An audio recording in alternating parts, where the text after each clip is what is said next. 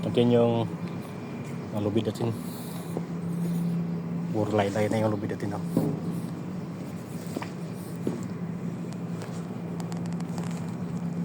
Laylay na dahil sa nawili sa Facebook.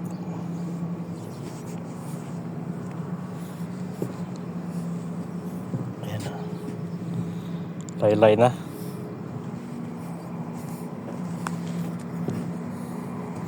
Kaya higpitan natin para hindi gagalaw yung barko. Baka umatras di kaya banti. Yan, higpitan natin lubid. Kaya lubid yung ginagamit namin dahil sa yung discharging port namin Turkey.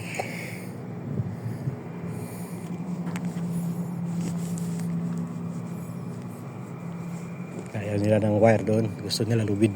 Magaan lang. Third, Harbor Master, disembark. PG.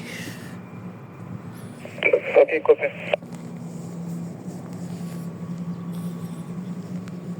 Panda rin natin yung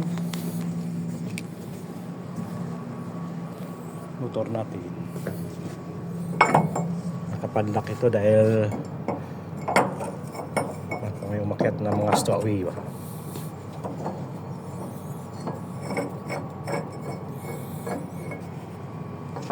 Huwag tayong barko pag dinala mo doon sa Turkey pag nahuli.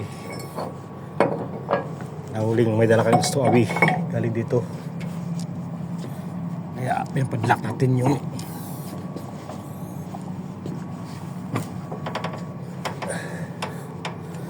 pinto niya.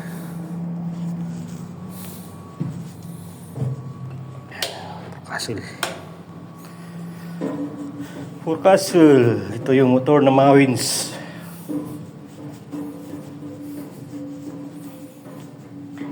Ito naman yung tinataguan ng lubid. Ito yung wire namin, tinago namin dito sa ilalim.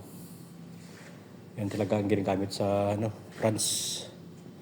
Kita kayo yung France, tanggalin niyo naman yan at saka i-roll yun doon sa drum. Ito yung motor. Ito yung chain locker.